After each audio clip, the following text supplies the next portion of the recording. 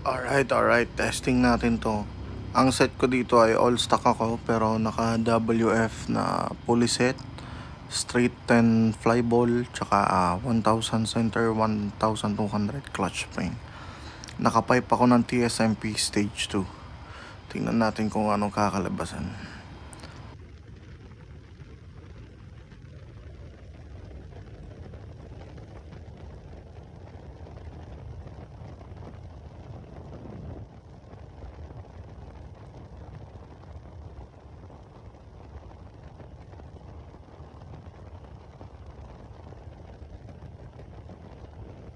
At yun, tumapak nga ng 129 mga sir.